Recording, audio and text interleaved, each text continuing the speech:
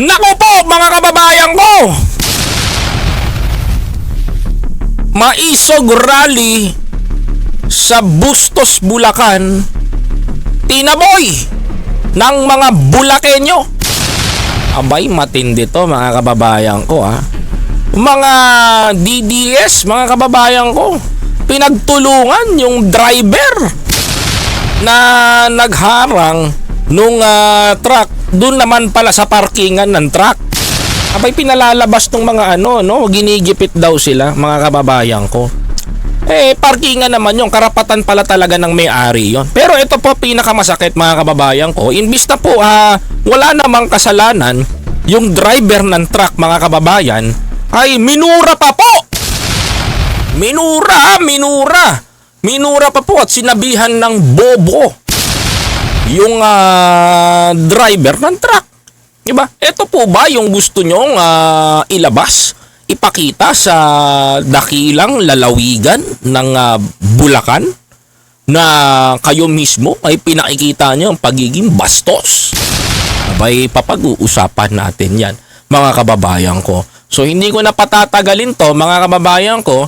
I know na marami sa inyo dito ang ready na rin at handang-handa na pag-usapan at pakinggan ang mga sentimento ng ating mga kababayan. Okay? Are you ready? Let's do this mga kababayan ko. Ito ang mga mainit na balita kanina.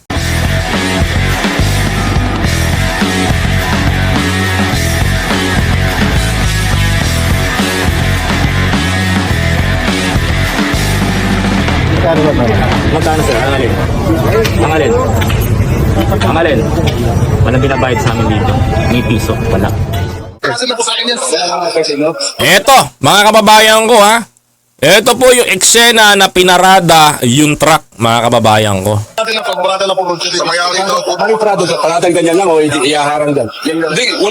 Ito mga kababayan ko ha. Ito po yung driver ng truck, mga kababayan, na nagparada ng kanyang minamanehong 18-wheeler truck sa pwesto naman talaga ng pinagpaparkingan. Mga kababayan ko, nagkataon lamang talaga mga kababayan ko, nagkataon lang ha na doon gaganapin yung maisog rally.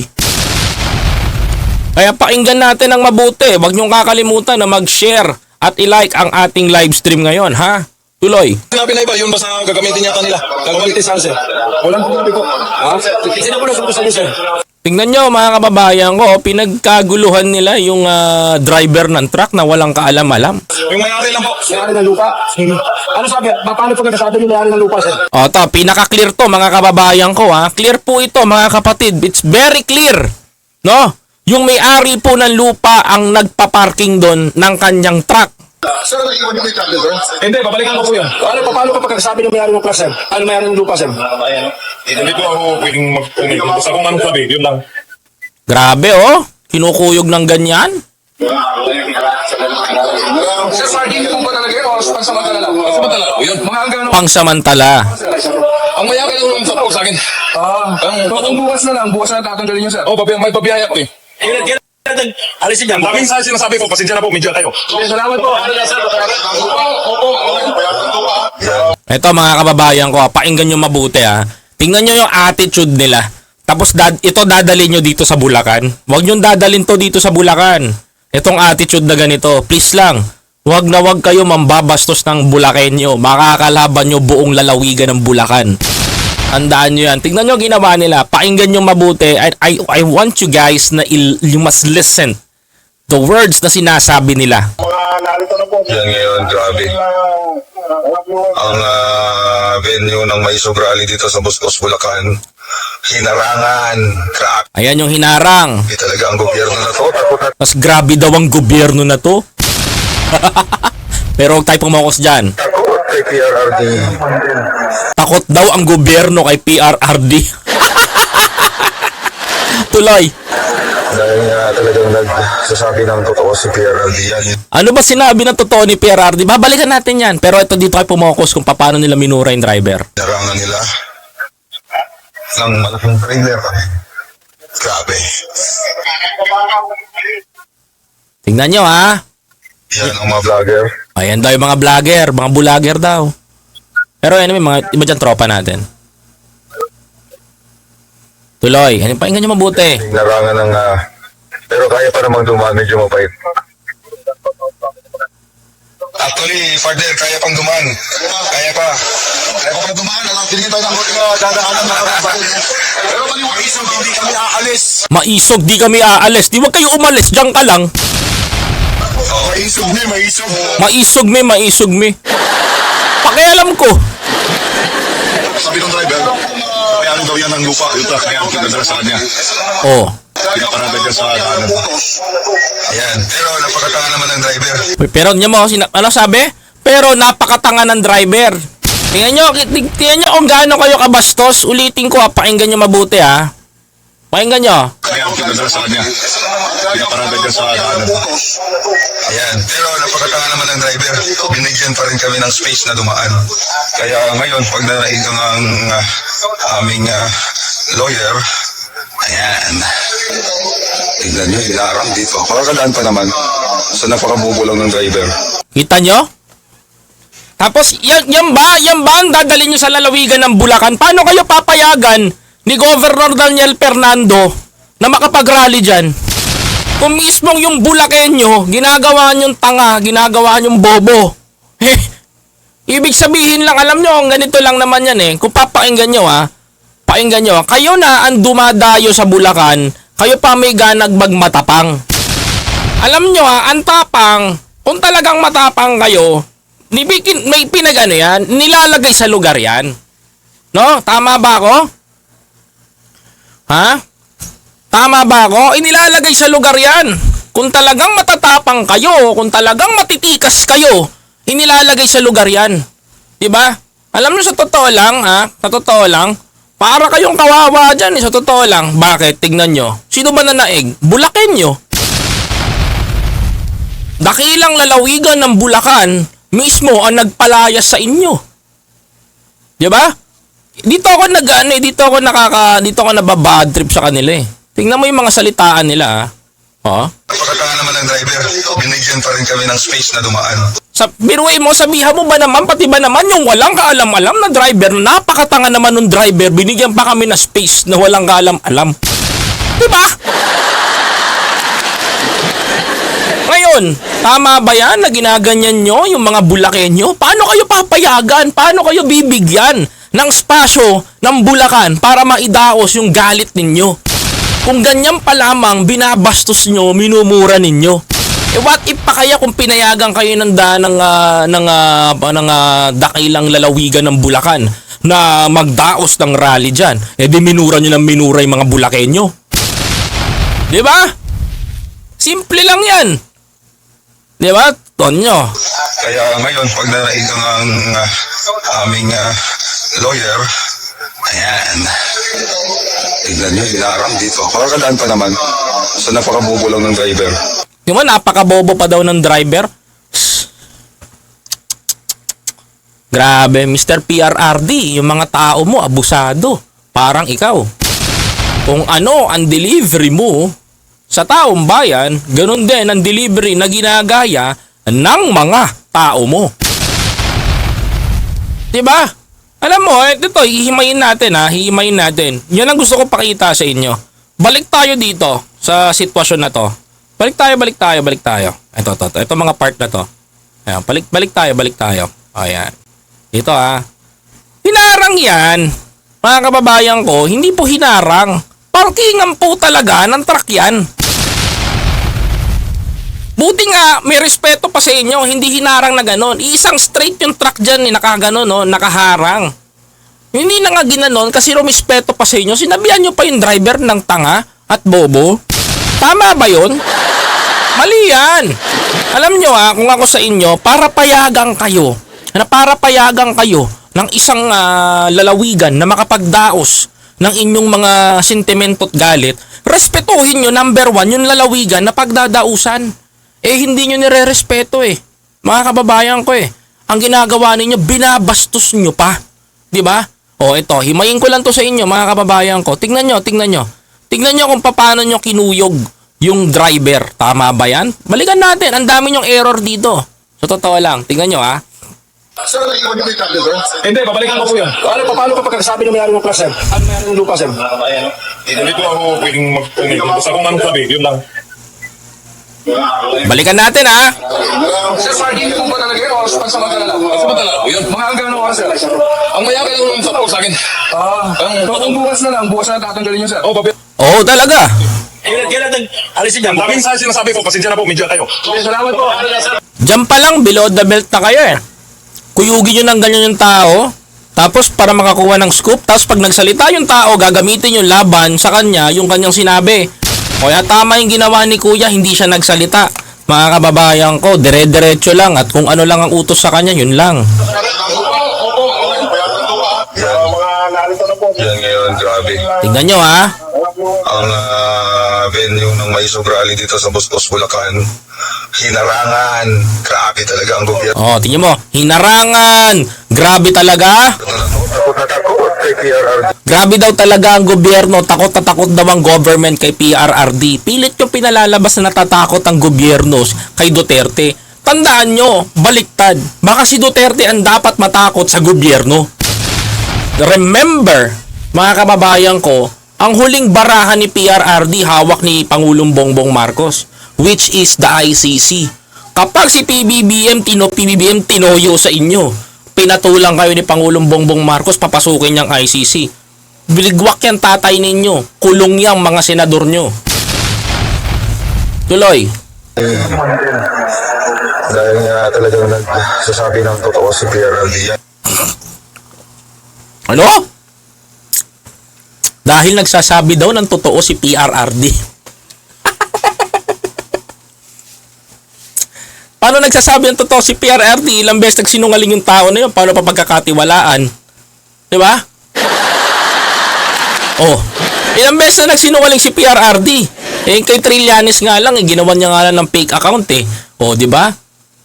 Naalala niyo yun, yung bank accounts? Yung sinabi niya dun sa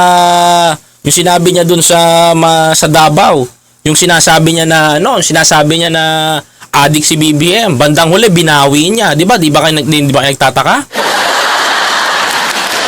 Sinungaling, 'di ba? Tapos yung ginawa niya nung nangangampanya siya nung campaign, 'di ba? Sabi niya, mga kababayan ko, sabi niya nung kampanya, magje-jet ski siya, pupunta siya sa West Philippine Sea, mga kababayan ko, itayo niya yung flag ng Pilipinas, tapos ibandera niya, bahala na daw sa kanya yung gobyerno ng China. Mga kababayan, naalala niyo yun? Mga kababayan ko? Tapos, nung nirecall nung mga media, mga kababayan ko, naalala ninyo? Mga kapatid, nung nirecall ng media, ano sabi ni Duterte? Mga ugok, naniwala naman kayo sa akin, panahon ng kampanya, natural, manliligaw ako. Di ba? Ang sarap tuloy magsabi, putang ina! May naging presidente tayong si Raulo si Duterte!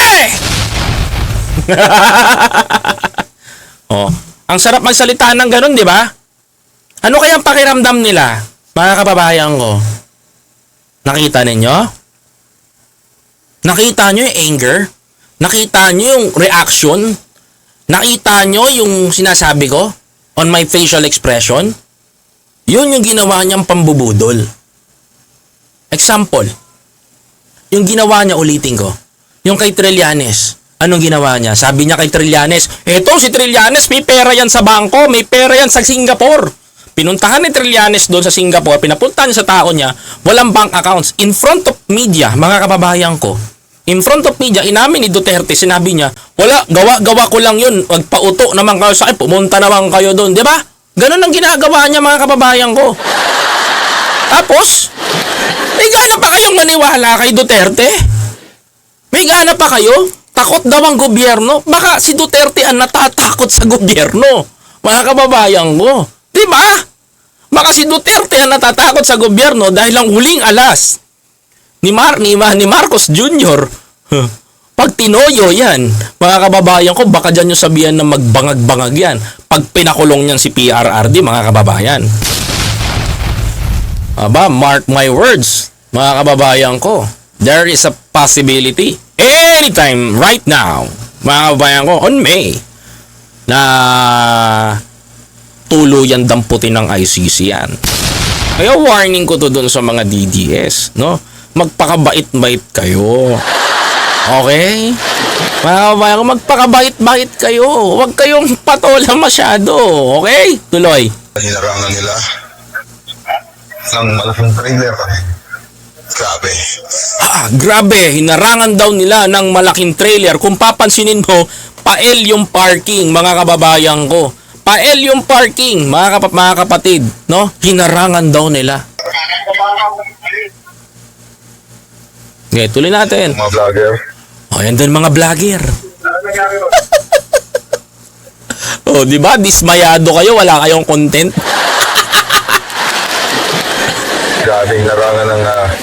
pero kaya pa namang dumaan, medyo mabait. Kaya pa naman daw. Okay lang, sige lang. Actually, Father, kaya pang dumaan. Kaya pa. Kaya pa dumaan. Pinigil tayo ng konting dadaanan na kapatid. Pero maliwaisog, hindi kami aalis. Oh, maisog di kami aalis. Andiyan ka pa rin? Oh, di ba ka umalis? Pakialam ko sa'yo kung maisog ka. Maisog ni, maisog. Maisog me. Maisog ka? Who cares?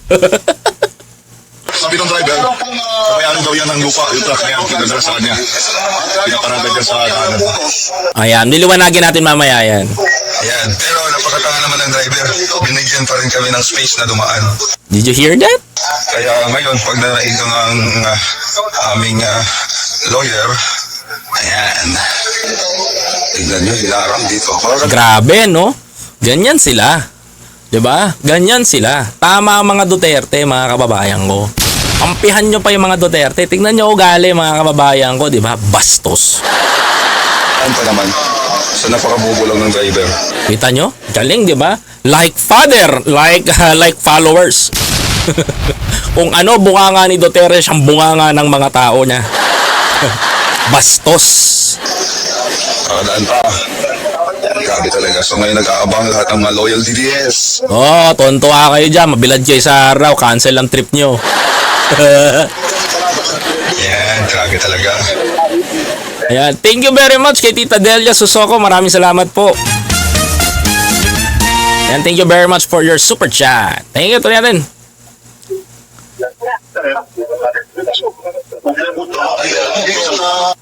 Oh, eto naman mga kababayan ko, this is the explanation kung bakit sila pinalayas doon sa lugar na yon. Ito na, it is the exciting part. Tuloy. Tuloy natin. Dali. At eto ngayon yung abogado nung may-ari, mga kababayan ko. Tapos yung makikita nyo dito, eto sinasabi, yung caretaker ng may-ari. So ibig sabihin nito, paglilinaw natin ha, mga kababayan ko ha. Paglilinaw. Ang nakausap ng maisog, hindi mismo yung may-ari, mga kababayan ko, yung caretaker ng may-ari. Tapos, mga kababayan ko, yung abogado ng may-ari, eto, at yung mga organizer ng maisog. Oh, ayan ha, ayan, maganda to. Basag-basag sila dito, mga kababayan ko. Basang kayo makakita, pinalayas sila sa Bulacan. Bawal kasi ang mga duwag sa Bulacan, di ba? Oh, tuloy. Tayo na po natin. No, we cannot. You have to pull it out. Tayo na po natin. No, we cannot. Ayun po. Pull out that. Tayo na po natin. Tingnan mo, sinasabihan sila ng abogado. No, you cannot do it, though. Pull out. You may pull out. Ano kayang pakiramdam nila? Pinalaya sila dun. No, we cannot. You have to pull it out. Ngayon, kung if ever na mag-agree military, you can do it. Pwede po siya. Oh, ayan, di ba? Oh, ayan ang pinipilit nyo. Kasi ganito eh. Pinipilit nyo kasi na magkaroon ng rally sa Bulacan. Suddenly, ang ginawa ninyo, hindi alam netong caretaker na yung ang alam pala nito party, hindi rally. Nagulat na lang itong caretaker, parang nilan-rubber nila yung lugar. Alam mo ginawa nila? Nung napirmahan na, ni-receive na yung permit, aba mga kababayan ko, maisog rally pala gagawin sa Bustos, Bulacan. Ngayon, nataranta tong caretaker. Ngayon, may mistake din to talaga.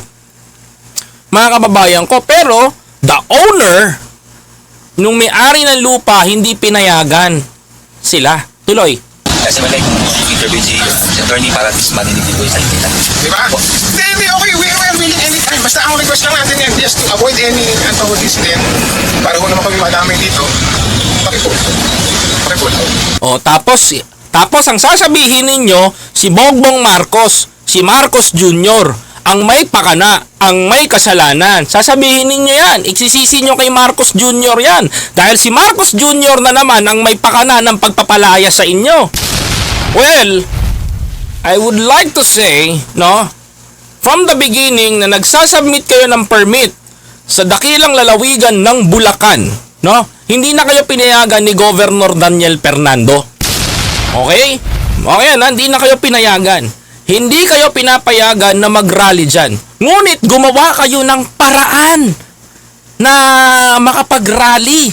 Gumawa kayo ng paraan upang masabi, mga kababayan ko, masabi na meron kayong ginagawa. At pinilit nyo talaga yan, no? Kahit na nandadaya kayo. Suddenly, mga kababayan ko, hindi talaga papayag kahit na mismo yung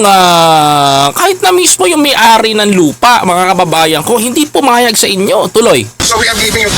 Ano po kailan, sir? Ba't ipupula po? Ayun yung nangyari. Tinatanong, si Bongbong Marcos ba may ayaw? Ang sagot nung attorney nung may-ari, ayan, ano sabi? Pakipol. So we are giving you... Ano po kailan, sir? Ba't ipupula po? Ayun yung nangyari. Ano yung napag-usapan, sir? May papel Ayun yung... Itimanda nyo ito. Hindi, magpatimanda kayo kasi nyo ako pag-usap. Kita nyo, hinamon na kayo ng abogado na magdimandahan na kayo? Diba? Sino may ayaw? Yung may-ari, hindi si Marcos Jr. ha? Ito si Maharlika, ito si Coco Shokoy, ito naman si Joey, pinangangalanan pa si Marcos Jr. na siya daw may ayaw. Ano ba naman yan? Tuloy. Itimanda nyo ito. For breaching the contract. Tama yan. Pasos ko na, tali ko lang. So we are now going to the police station. And if you will not pull out then, okay, that's your own risk. Okay? Yak! Michael, kasi paso sa contract. Pero sir, sino naglagay ng tarpaulin dyan, sir? Ako. Sa labas? Ayan, may nakalagay na tarpaulin doon. Bawal ang maisog. Tapos tinanong ng reporter, sino daw naglagay? Yung abogado. Your own risk. Okay? So Michael, kasi paso sa contract. Pero sir, sino naglagay ng tarpaulin dyan, sir? Sa labas? Ako, Atty. Jose Cruz. Ako. Attorney Jose Cruz. Palakpakan natin si Attorney Jose Cruz nito, mga kababayan ko. Malupit to, mga kababayan, si Attorney Jose Cruz, mga kababayan ko. Bigyan nga natin ng palakpakan. Pakita nyo naman, mga kababayan ko. Yung magiting natin na attorney. Diba? Yan ang pinakamalupit, mga kababayan ko. Shoutout kay Attorney Jose Cruz. Sino naglagay ng bawal ang maisog dito? Ako, mga kababayan ko.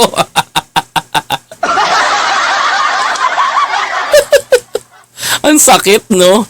Mga kababayan ko. Ginombag sila doon ng ganun. Tuloy. Nagalitan mo ito. We are giving you 30 minutes. Good for you, guys. Mapahiya yung mga tuloy, yung mga mahal kong Pilipino. Huwag nating suportahan ng mga taong ganyan. Marcos forever. Ayan! Ma'am Tita Delia Susoko.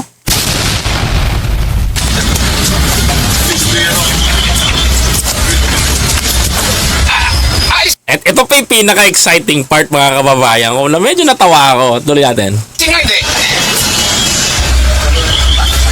Pakita nyo lang kung ayusin o hindi. Nakakahiya yun, no? Aalisin nyo o hindi?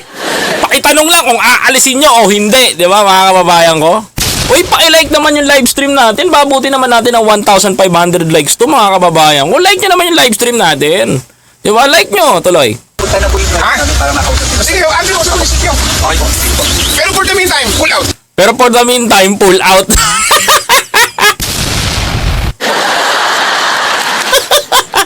Trespassing pala kayo eh. Ipo-forward Tinawag na yung pulis oh. natin. Sabi niya, sabi sa mga pulis. Forward natin yung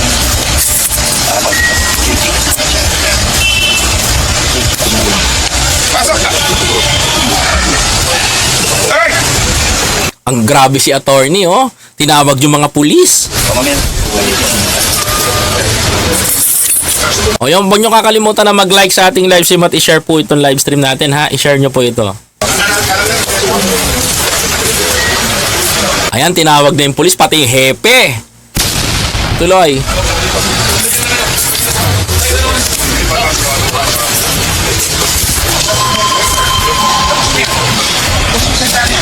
Grabe oh. Kitang-kita nyo yan ha. Kitang-kita nyo ha. Reklamo ko. Kailangan na po ng load. Hindi pa wala po kasi.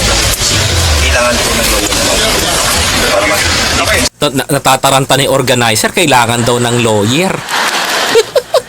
Kailangan daw kausapin yung lawyer, mga kababayan ko, lawyer. Talk to lawyer si tropa, tuloy. Nandito na po yung lawyer. Okay, tapos ka. Okay po. Ay, hindi din.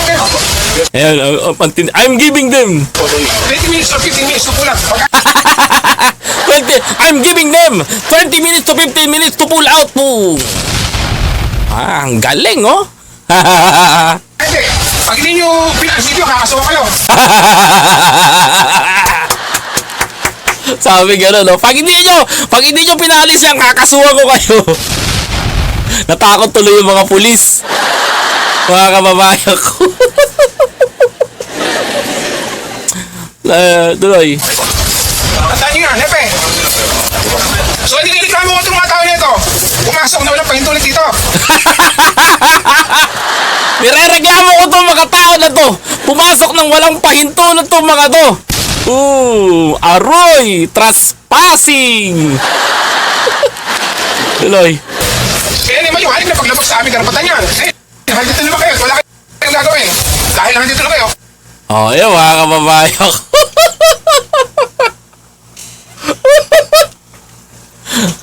Hindi naman tayo nag-aapi ha.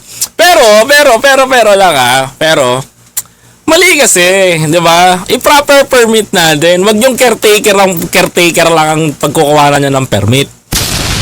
Ang dadalihin ninyo, yung mismong may-ari talaga, yung dapat ang dapat. O, di ba? Mismong abogado na nagsabi, trespassing kayo. Di ba? Desperado kasi kayo eh. Desperado kayo na makapag-rally dyan. Tandaan nyo to, kung gusto nyo makuha ang dakilang lalawigan ng Bulacan, mga kababayan ko, at gusto nyong utuin yung taong bayan, ay hindi nyo na magagawa yon. Mga kapatid, Bulakenyo is wise. Matatalino yung mga yan. Hindi nyo kayang isahan, mga kababayan ko. Kita ninyo, ito lang ang patunay, mga kababayan ko. No? Ito lang ang patunay, mga kapatid. Kung talagang mahal kayo ng taong bayan, kahit ng lalawigan ng Bulacan o ang dakilang lalawigan ng Bulacan, mga kababayan, kung talagang mahal kayo niyan, patutuloyin kayo ng maluwag.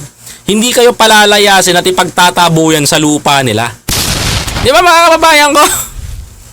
Kasi mulat na ang taong bayan. Kagaya ng sinasabi nyo, sabi nyo, mulat na ang taong bayan sa inyo. Sabi nyo, namumulat na ang taong bayan, kumikilos na ang taong bayan. Kagaya ng mga sinasabi ninyo. Di ba? Kung mulat na ang taong bayan, ba't kayo pinapalayas dyan sa mga lupain na yan? Kahit nga yung mga mayayaman na ayaw kayong suportahan. Di ba? Bakit mga kababayan ko? Because wala silang nakikitang tama sa ginagawa nyo. That's true, di ba? Kasi manggugulo lang kayo sa sistema ng Bulacan, mga kababayan ko. Yan ang totoo doon, di ba? Mga kababayan ko. O ngayon, kung talagang sinasabi nyo mulat ang taong bayan, mulat ang Pilipino, maraming gusto sumama, pinipigilan kayo ng gobyerno. Ang gobyerno ay walang, hindi kayo pinakikialaman ng gobyerno ni Marcos Jr. Pinaang nagbabawal sa inyo yung dakilang lalawigan ng Bulacan. Wala kayong magagawa doon, kaya wag kayong umentrada dyan. Oh. Ngayon, si Marcos Jr. ba pumipigil sa inyo? Hindi.